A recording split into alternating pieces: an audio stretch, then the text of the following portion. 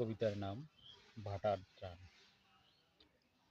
বয়ে চলা নদী যেমন প্রকৃতির সৃষ্টি, শিরা উপশিরায় বয়ে চলা দেহখানা এই সুন্দর ভুবনে সেই করেছে সৃষ্টি।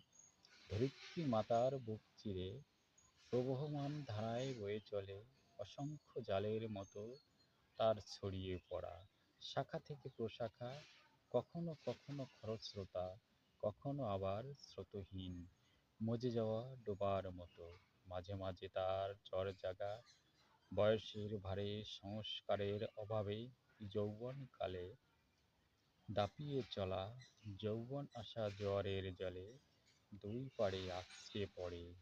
সিংহসম গর্জনে তছনছ করেছি কত শক্তি, সামনে আসা যত বাধা, আজ আমি বয়সের ভারে শাখা প্রশাখা শুকিয়ে যাওয়া নদী।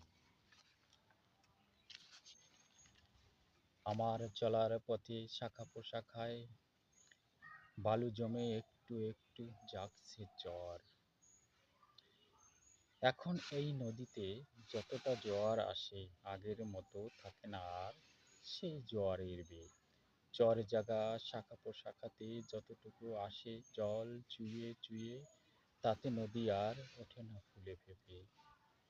তাই তো চর জাগা শাখা প্রশাখায় ওইটুকু চুইয়ে চুইয়ে আসা জলে তেমন হয় না আর স্রোত। এ নদী সংস্কারের অভাবে নদীর গতিপথে থাকা বালুচরের বাঁধগুলো আস্তে আস্তে বন্ধ করে চলতে থাকা ধারাগুলো শেষ বয়সে নদী যতই খরস্রোতা আনুক, ভাটার টানে জোয়ারের জলে ওই আর আসবে না উজান টেনে। শাখা প্রশাখায় জেগে ওঠা চরের বালু সরিয়ে যে নদীর জোয়ার গেছে চলে ভাটার মুখে পড়ে, এ নদী আর ভরবে না।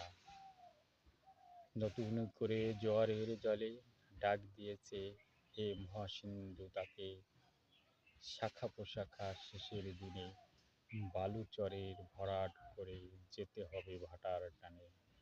নমস্কার।